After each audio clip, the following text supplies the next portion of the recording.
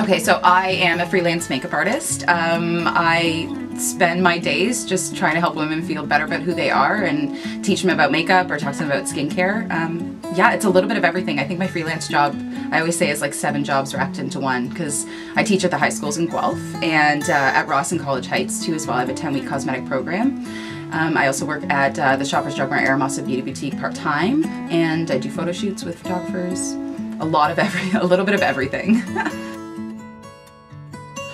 Honestly, I've always done crazy makeup. Like, I can remember in grade 9 going to like Shoppers Drug Mart. My sister worked there for a little bit, and buying like the CoverGirl palettes with like 4 different shades, and I would always do like multicolored eyeshadow in high school. I was always the girl who was known as like the crazy makeup girl. But I never thought about it until I think I was 23 or 24. I had a conversation with my mom. I had spent, I think, over a decade in retail.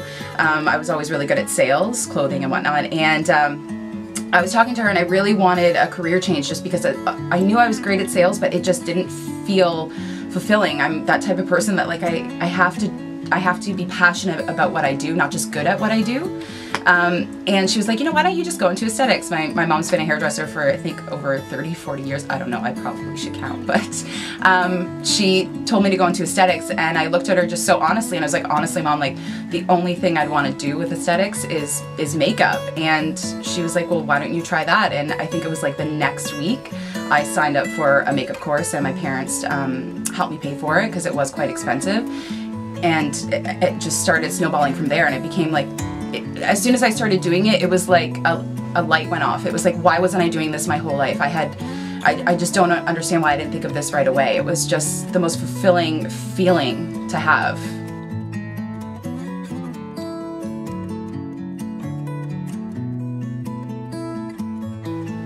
It was a long process, but it wasn't at the same time. I just started doing makeup on my friends, and I started inviting them over, and we would do like these makeshift photo shoots against like, I lived in an apartment with this really beautiful rock wall, and I would do the craziest makeup ever, and we would take their photos. And because I grew up in Guelph, I was really lucky. I had a lot of contacts and friends already who knew I was already good at makeup. I was self-taught that way, and they were all willing to be like, yeah, like, I'll come over for a free photo shoot. They got some fun glamour shots for themselves, and I had a lot of my girlfriends already start booking when they had like nights out, and I mean, I charged like nothing, maybe like $25 to $30 for my first few years, but I was really lucky that way, where I just already had so many contacts through jobs and through growing up in the city that the ball just started rolling. But there was a lot of work that I did for a girlfriend of mine who owned a bridal shop. She was doing wedding shows, so I was really lucky because she had me come in and do the wedding shows with her and do the models' makeup. So right from the get-go, I was doing like 12 models in a 2-hour period of time. So I was kind of just like thrown to the lion's den, and I think it was the best way to learn, because I got really good at what I was doing in a really short period of time, and it was just really saturated, and I didn't realize until like a good decade later that it was one of the best ways to start out, because now I'm really quick at what I do. I'm really thorough in a short period of time, and I work really well under pressure because of how I started. So.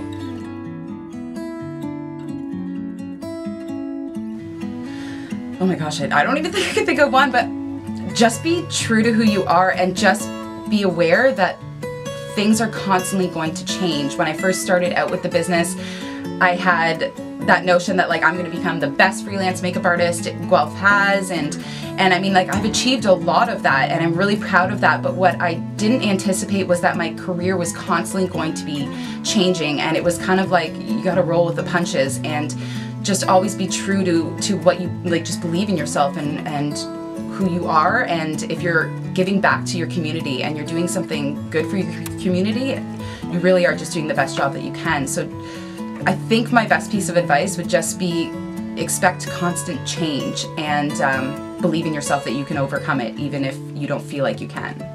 Yeah, and doing good for your community. So why do you like working for the high school? Why do you like working those classes? When I first started, I never anticipated how absolutely rewarding it would feel. It's one of the most rewarding feelings I've ever gotten. Like, just to have those girls look at me and look up to me, and not just ask me for makeup and skincare advice, but they really truly confide in me. I started with the schools because I was like, great, you know, school boards pay good money, like it's just another little job for my freelance. I'm going to be able to support myself and pay my rent. And then honestly, only a few weeks into the course, I was just realizing that I was genuinely making an impact on these girls, and that meant so much to me because you know, I have anxiety issues, I have PTSD, and it's healing for me to see me make a difference with these boys and girls. I have a lot of men in my class too as well, and just knowing I can give them advice on not just makeup and skincare, but give them advice on life. And because I'm not really a teacher and I'm still kind of young, they listen to me a little bit different than they would listen to teachers or parents. And I mean, I've had students write essays about me at the end of their year and how I've changed their way of thinking, and I really realized that it's the next generation, and if this is the one thing that I can give back and I can really just change one little thing in their mind and help them feel just a little bit better about who they are, they can literally conquer the world. And I want them to really know that by the end of the 10-week course, that they're very malleable at that age, and even though they may be having anxiety issues or issues at home, they have their whole life ahead of them, and I just want them to just take their life by the reins and just go with it, and believe in themselves, and believe in not just how they look, but what they have to offer the world, whether it's being a makeup artist or being a scientist. And I've noticed that I am making a little bit of a difference, and it literally is the best feeling in the world. I wouldn't give it up for anything.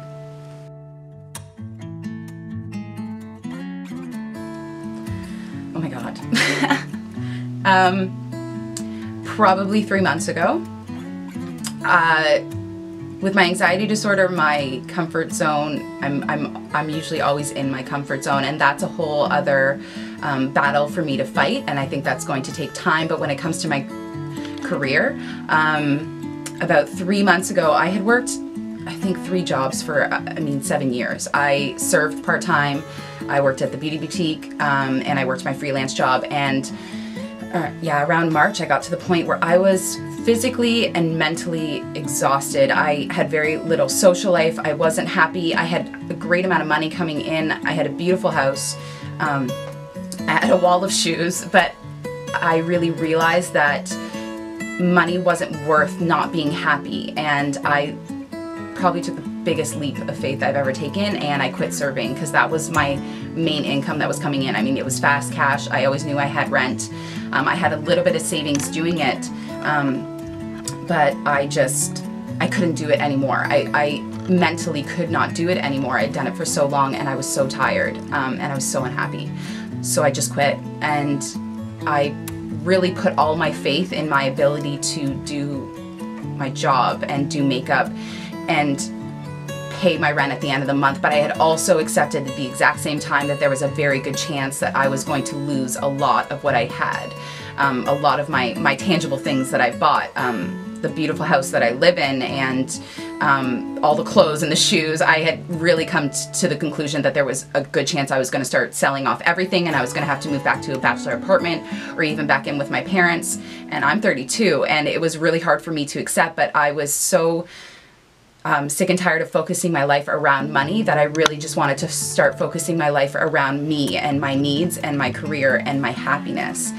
That was literally one of the biggest leaps of faith I have ever taken in my entire life. I'm doing okay. It's 3 months later, I still have a little bit of savings, and I have been making my bill payments, kind of, and I'm really excited to see what the rest of this year brings, because I was really happy to realize that I'm actually making it on my own with just doing makeup, with the 12 hours I get maybe at the beauty boutique and my freelance job and the teachings, and I'm actually just doing makeup and supporting myself for the first time in, I think, over 8 years. It's the best feeling in the world to actually just do what you love and pay your bills by doing it. It's so amazing.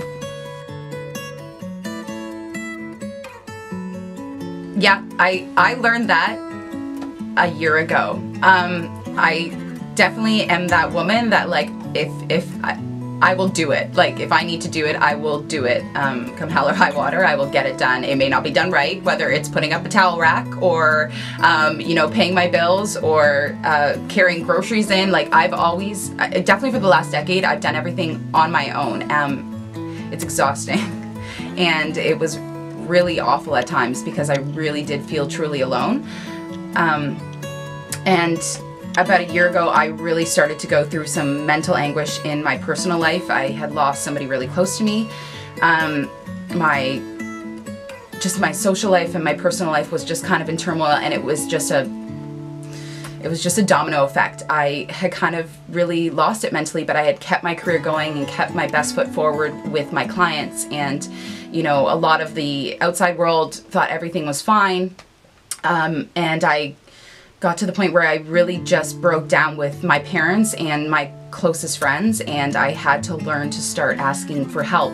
And it wasn't even just help with money. It was, I needed the support. I needed for them to know that, like, I wasn't okay and I was super unhappy, and like, I was so tired of just like making everybody think that I was okay. And then it was like, it was the most freeing thing ever for the closest people to me to know that, yeah, I'm a badass person, but I'm not always okay, and I'm not always perfect, and I'm not always strong. But it was so awesome to see their reactions. My parents, you know, I mean, I never doubted them for a second. They're the most amazing parents in the world. I am so blessed to have them. They would help me with rent or with bills, and I know that if I ever needed that, I could fall back on them. And not a lot of people have that. So I thank God every day I do. But it was the reaction from my closest friends that I was really shocked about, because I was always so doubtful. I always thought that they were around me because I was always this funny, amazing, strong-willed woman, you know. And when I wasn't that anymore, when I really was beat down from life and from my career and from just everything it was throwing at me, because, you know, when it rains it pours, I was scared that they wouldn't be there at the end of the day, when really all I wanted to do was just cry and tell them how awful and lonely I felt, and how much I felt like a failure because my business was changing and I didn't have control over it.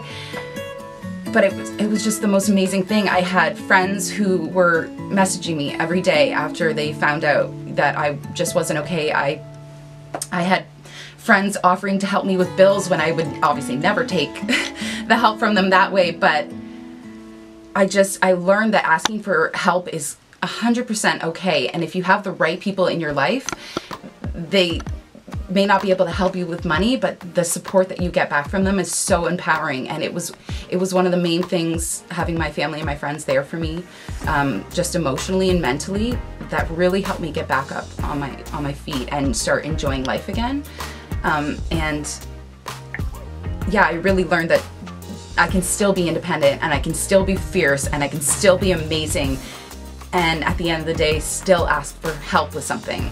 And I wouldn't take that back for anything in the world. And if you have friends that aren't willing to help you emotionally or mentally, not financially, but they just are not worth your time in the least. And I hope I teach my students that, and I hope my family and friends know how utterly grateful I am that I have them in my life, because I literally would not have gotten through this last year if it wasn't for them.